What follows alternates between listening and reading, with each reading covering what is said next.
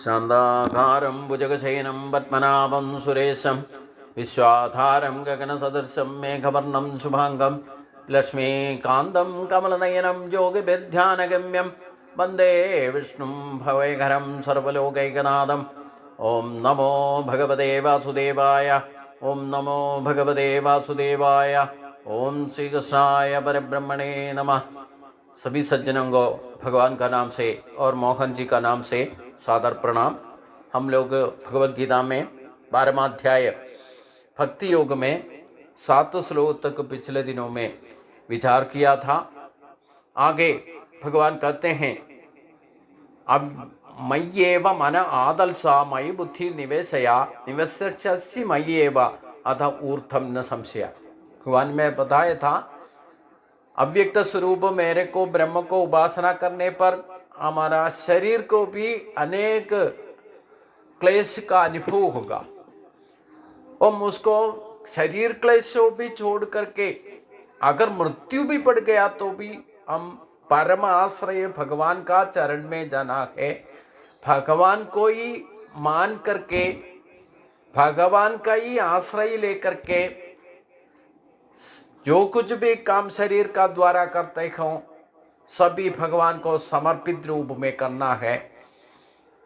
वही भगवान को प्राप्ति के लिए क्लेश होने पर भी बोलने से हमारा शरीर भी छोड़ना पड़ा, मृत्यु भी होने पर हम भगवान को नहीं छोड़ेगा करके उतना तन मन से भी दृढ़ बन करके भगवत प्राप्ति लक्ष्य करके जो उपासना करेगा वो शरीर मृत्यु होने पर भगवत प्राप्ति आसानी से हो जाएगा।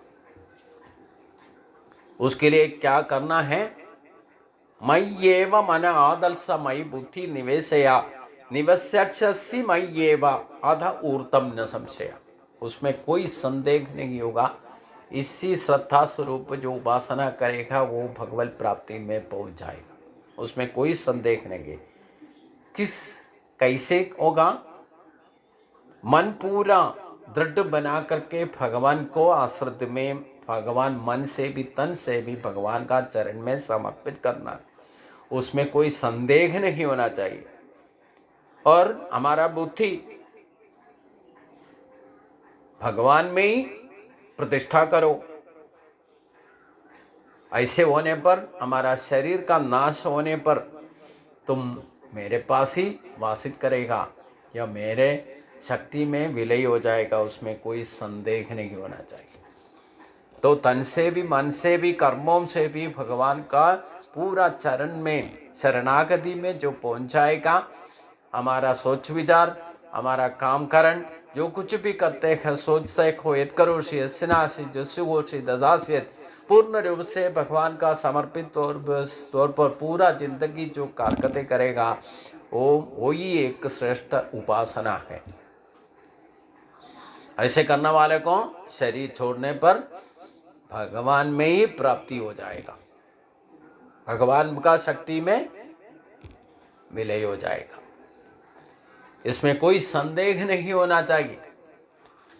यथार्थ भक्ति योग अनुष्ठान करने वाला इसी को ठीक तरह से समझ गया तो वो प्रकटन भक्ति में प्रत्यक्ष भक्ति में नहीं जाएगा, वो प्रकर्षेण भक्ति में रहेगा। वही प्रकर्षेण भक्ति है अव्यक्त उपासना।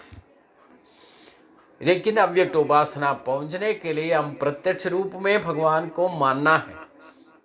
जो कुछ भी हम दिखाई देता है पंच ज्ञानेंद्रियों से हमारा शरीर का द्वारा जो कुछ भी हमें अनुभव होता है, अच्छा बुरा जो कुछ भी अनुभव होता है, उसी में सगुण भाव से भी निर्गुण भाव से भी या कोई भी गुण का फायदा में नहीं है, तभी भी जो कुछ भी हमारा स्वभाव में प्रकट होने वाला अच्छा बुरा उसका कोई भी प्रभाव हमें संतुष्ट बनाता है, दुखी बनाता है। सुख दुख जो कुछ भी अनुभव होता है, क्लेश होता है, सब कुछ भगवान का ही आश्रित में भगवान का प्रसाद मान करके अनुभव करने वालों को आखिरी में भगवान प्राप्ति आसानी से होगा, उसमें कोई संदेह नहीं है।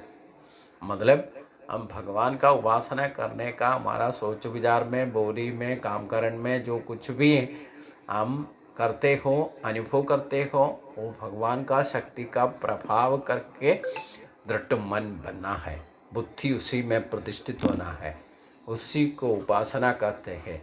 वो इष्ट देवता का उपासना करने पर भी या पर देवता का उपासना करने के भी जो कुछ भी अब भगवान मानते हैं, सोच विचार में देखते हैं, भगवान ने बोलता है, भगवान का शक्ति से भगवान का नाम को बोलना है, एक एक कदम रखते हो भगवान का ही तौर पर, भगवान का ही मान करके भगवान का और हम चल रहे करके सोचना है।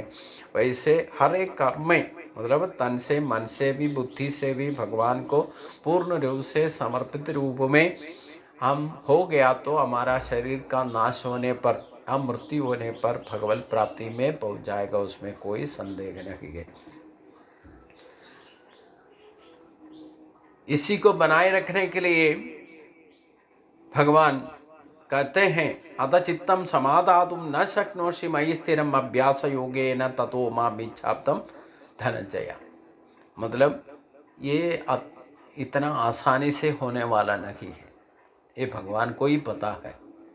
बोलने में आसान है, सुनने में आसान है, इसको पढ़ना भी हम कुछ पढ़ लिया तो वो भी आसानी हो सकता है, लेकिन अव्यक्त स्वरूप में मन को बनाए रखना, प्रतिष्ठित करना, बुद्धि को प्रतिष्ठित करना है, इतना आसान नहीं है। इसलिए भगवान सोच समझ कर हमें बता रहा है, आपका मन हमारा ही ऊपर स्थिर भाव से नहीं हो सकता है, उसके लिए तुम शक्तिमत नहीं है, शक्तिमान नहीं है, तो उसी के लिए निरंतर अभ्यास करना चाहिए। तो अभ्यास योगेन तदो माम इच्छाप्तम धनंजय, आपको इच्छा शक्ति होना चाहिए। वही इच्छा शक्ति को प्राप्ति करने के लिए, क्रिया शक्ति में बनाए रखने के लिए निरंतर अभ्यास करने का। शनै शनैर्वर में बुद्ध्यादि गहीते आत्मसंस्थम मन कृत्वा न किंचिदपि चिंतये। भगवान जो ध्यान योग बताया था, योगारूढ़ बनने के लिए भगवान का बोला था, बार बार प्रयत्न करना चाहिए, उसी को अभ्यास करना चाहिए। एक्सरसाइज रोज करना है, नित्य नैमित्य करना है, कभी छोड़ना है। जब तक भगवत प्राप्ति नहीं होता तब तक ये काम वो नहीं छोड़ना है। इसी को तो योग करते हैं, इसी को अभ्यास करते हैं, लगातार करना है। एक दिन में या पुस्तक ज्ञान से नहीं होगा, यो कभी कभी करने से भी नहीं होगा, इसको डेली प्रैक्टिस करना है। इसलिए बोलते हैं अभ्यास योगे न, हमारा मन को एक ही जगह बनाए रखना इतना आसान नहीं है। वो क्लेश होगा करके भगवान ने बताया, वो मन नहीं रहेगा तो उधर बुद्धि भी नहीं, प्रतिष्ठा नहीं हो सकता। हमारा मन चंचलित है तो हमारा शरीर भी चंचलित हो जाएगा। अगर ये दोनों चंचलित हो गया तो हमारा बुद्धि को भी स्टेबिलिटी नहीं होगा। इसलिए तन को भी, मन को भी, बुद्धि को भी स्टेबिलिटी बनाए रखने के लिए निरंतर अभ्यास करना है। अगर अभ्यास करने में तुम सक्सेस हो गया तो आसानी से मेरे को प्राप्ति हो सकता है, लेकिन हमारा मन को, हमारा तन को भी, हमारा बुद्धि को भी सब कुछ भगवान 100% जानता है। इसलिए भगवान कहते हैं अभ्यासे अभ्यासमर्थोऽसि मत्कर्म परमो भव मदर्थम अभि कर्माणि कुर्वन् सिद्धिम अवाप्स्यसि। अगर हम अभ्यास करने में भी आसक्त है तो क्या करना है? रोज रोज ये योगाभ्यास, ये अनुष्ठान करना ही किसी किसी को दिक्कत पड़ जा सकता है। हमारा शरीर ही कभी एक प्राय के एक उम्र होने का पर हम 50-60 साल के बाद भी इसको कोशिश करना, इसी भक्ति का भाव हमें मालूम करना, गीता पढ़ना, उसके बाद हम इसके लिए कोशिश करने से भी हमारा शरीर पूरी तरह से अभ्यास करने में असमर्थ हो जाएगा। क्योंकि हम पहले से बचपन से सीखता तो हम पूरा जिंदगी में इसको बनाए कर सकता है। कोई सी हरकतें हम करते रहता है, जो बचपन से सीखा हुआ, जो कुछ भी अच्छा बुरा वो छोड़ेगा नहीं, हमारा स्वभाव में वो विलय हो जाएगा। हम खाने पीने का भी, उड़ने का भी, चलने का भी, जो कुछ भी शरीर तरीका जो बचपन से सीखा है उसको कभी नहीं छोड़ेगा। वही हमारा अभ्यास बन गया, उसको बदलने में दिक्कत है। इसलिए भगवान कहते हैं अभ्यास है अभी असमर्थों से। अभ्यास करने पर तुम में हमें प्राप्ति हो सकता है, लेकिन उसमें अभ्यास करने भी तुम असमर्थ हो सकता है, क्योंकि हम पहले से नहीं सीखा तो उसमें शरीर भी हमारा इच्छा से करने में, अभ्यास करने में भी असमर्थ हो जाए। उसके लिए क्या करना, जो अभ्यास करने पर भी हम असमर्थ है तो क्या करना चाहिए, मदर्थम अभिकर्माणि कुर्वन् सिद्धिम अवाप्स्यसि। तो अभ्यास करने भी हम असमर्थ पड़ गया तो उसके लिए, उस लोगों के लिए भगवान कहते हैं अभ्यास करने भी, अनुष्ठान करने भी तुम समर्थ नहीं है तो क्या करना चाहिए, जो कुछ भी काम करते हैं वो मेरे को समर्पित रूप से करो, मेरे लिए काम करो। निमित्त मात्र बन करके हम जो कुछ भी करो से स्ना से जुगुर्षि ददा से, जो कुछ भी हम सोचते हो, जो कुछ भी हम बोलते हो, जो कुछ भी काम करते हो, जन्म से लेकर मरने तक खाली नहीं बैठ सकता करके भगवान ने एक प्रकृति का नियम बताया। क्योंकि नखी कच्चित क्षणम विजात सत्य कर्म कार्य देखिए वशक कर्म सर्व प्रगति जाय गुण। प्रकृति का सत्य रज तमो गुणों का प्रभाव से कोई भी जन्म से लेकर मरने तक काली नकी बैठ सकता, कुछ न कुछ करना ही करना है। तो जो कुछ भी करते हैं मेरे लिए करो, यही एक अभ्यास बनाओ। अगर हम योगा अभ्यास नहीं कर सकते, अष्टांग योग का अनुसरण करने में तुम असमर्थ है तो भगवान कहते हैं कुछ न कुछ करना ही करना है, मरने तक कुछ न कुछ करना है। जो कुछ भी करते हो मेरे लिए करो, स्वार्थ ताल्पर्य से कुछ भी न करो। हम निमित्त के तौर पर शरीर लेकर के आए हैं, भगवान ने जो कुछ भी करना है वो हमारा शरीर का द्वारा ही हम कर रहे करके सोच करके समर्पित रूप से करने का अभ्यास करो। ये योगारूढ़ बनने का एक क्लेश हम कर नहीं सकता है, अभ्यास नहीं कर सकता तो कुछ न कुछ करना ही करना है मरने तक।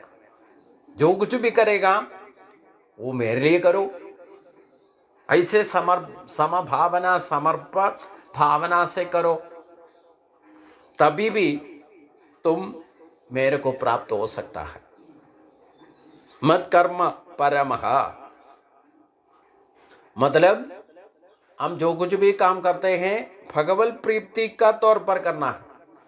भगवान को संतुष्ट करने के लिए कर्म का तरीका बनाने का आसान तरीका क्या है, जो कुछ भी करते हैं भगवान ने जो कुछ भी हुआ, भगवान का इच्छा क्या है उसी का अनुसार हम काम करने से भगवान प्रीति आसानी से मिल सकता है। हम भी ऐसे है ना, हम जो कुछ भी इच्छा रखते हो, हमारा बच्चा कैसे काम करना चाहिए, क्या क्या करना चाहिए, हम इच्छा रखते हैं, उसी को समझ करके हमारा बच्चा हमारे को मान करके हमारे लिए काम करेगा।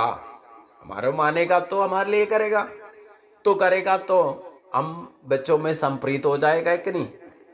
वैसे ही हम भगवान का ही बच्चा है, तो भगवान ने जो कुछ भी इच्छा रखते हो, इच्छा का तौर पर भगवान ने जो कुछ भी हमें बताया है उसी का अनुसार हम हरकतें करने से भगवान हमें संप्रीत हो जाएगा। हम शरीर जब तक है वही काम करते रहने पर वही एक अभ्यास है। अगर हम अचानक का शरीर छोड़ गया तो भी भगवान प्राप्ति में पहुंच जाएगा, वही आत्म साक्षात्कार में पहुंचाएगा, उसमें कोई संदेह नहीं। ये ऐसे करने में भी कुछ लोग असमर्थ करके भगवान को बताया पता है। इसलिए एक एक मनुष्य को मन को पढ़ करके उसका तौर पर भगवान पढ़ना क्या है, इंद्रियों में मन में घूम करके भगवान ने विभूति योग में बताया तो हमारा मनुष्य को मन को समझ करके भगवान आगे बता रहे हैं, इसी में भी तुम असमर्थ है तो अथैतम अभी असक्तोसी कर तुम उद्योगम आश्रदा सर्वकर्म फल त्यागम तत्कुरुम यथात्मावान। ये कुछ लोग इसी में भी असमर्थ है, इसी के लिए भी शक्ति नहीं यूज नहीं कर सकते।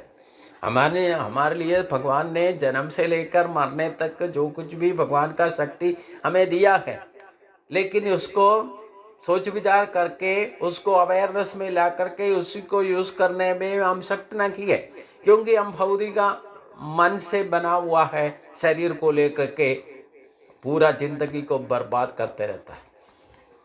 इसलिए भगवान को पता है इसी को मानने में भी कोई असक्त है, इसलिए क्या करना चाहिए, अथैतम अभी असक्तोसी, ये भी करने में तुम आसक्त है तो कर तुम उद्योग का आश्रदा, क्योंकि एक तो प्रकृति नियम सभी को कॉमन है, वो जन्म से लेकर मरने तक कुछ न कुछ करना ही करना है।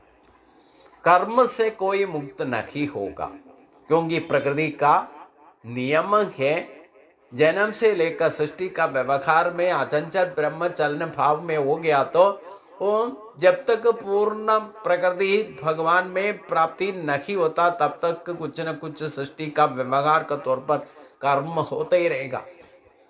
इसी को प्रकृति का गुण त्रैगुण्य विषया वेदा निस्त्रैगुण्यो भवार्जुनाद वर्णित।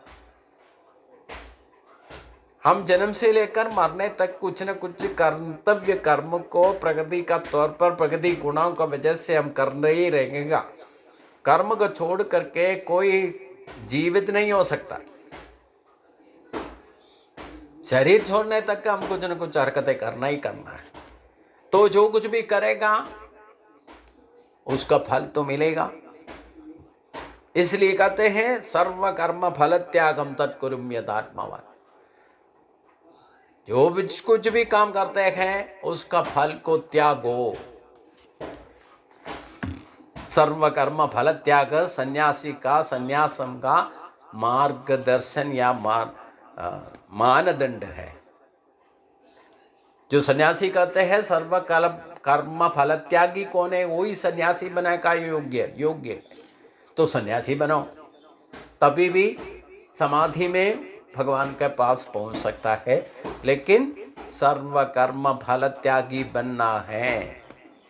ये बोलने में भी आसान है, सुनने में भी आसान है, लेकिन हम एक एक पल जीता तो उसका फल क्या होगा करके सोचते रहता है, तो फल को त्यागेगा कौन।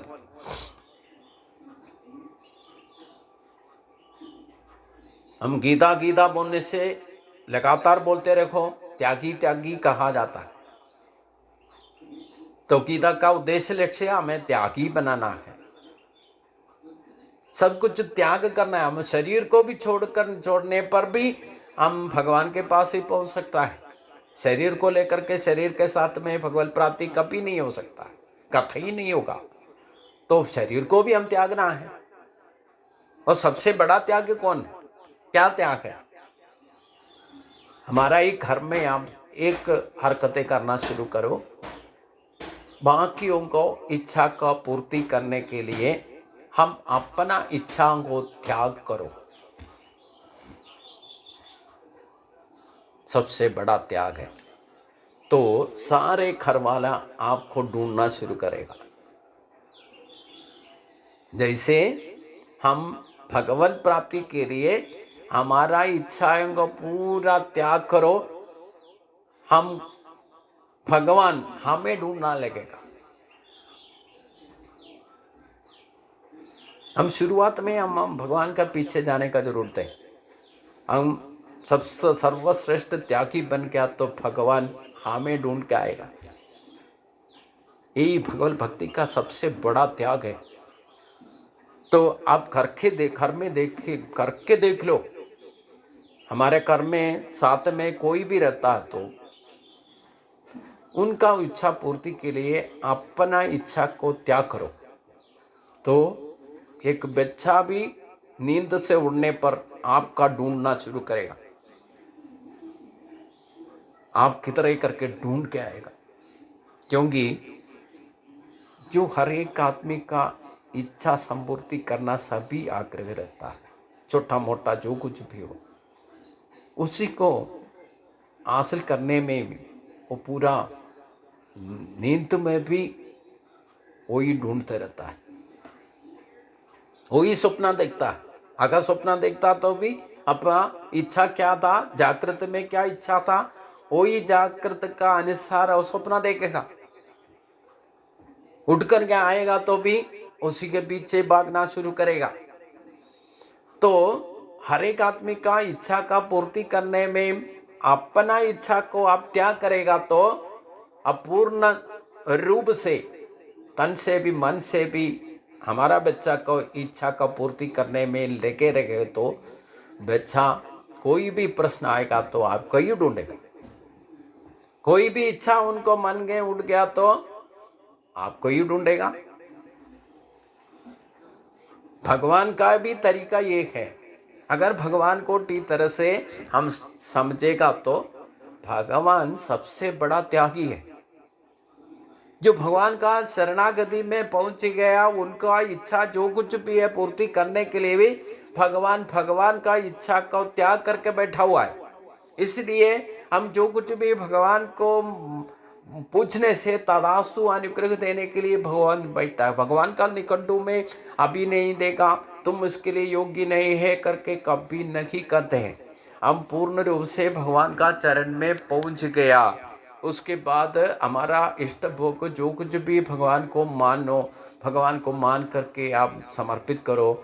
आपको सोचे बिना आप प्रार्थना करने का जरूरत नहीं है।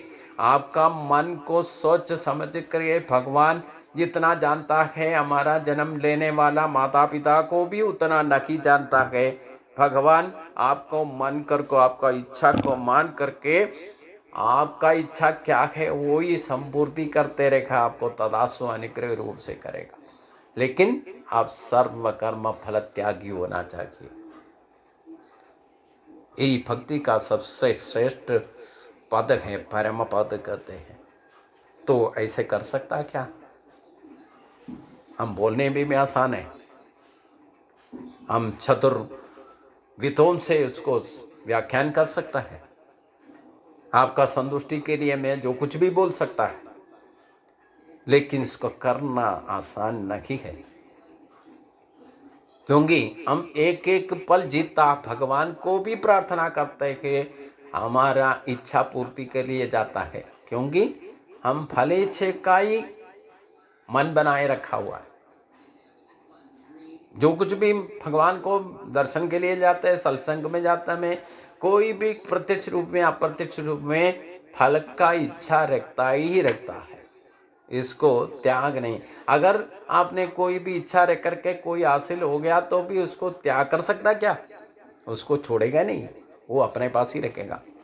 इष्ट भोग जो कुछ भी मिलता है वो किसी को त्याग करके किसी को दे देगा। आपका पसंद का चीज, कोई भी चीज बच्चा भी या कोई भी मानने से आप देगा क्या? इसी को सर्व कर्म फल त्याग कहते हैं। अगर सर्व कर्म फल त्यागी बन गया वो भगवत प्राप्ति का योग्य बन जाता है। उससे आगे भगवान क्या कर, इसमें ये चारों तरीका में भगवान ने इसमें श्रेष्ठ कौन सा है करके भगवान आगे बताएगा। वो अगले दिन में हम सोचेंगे। सभी को नमस्कार।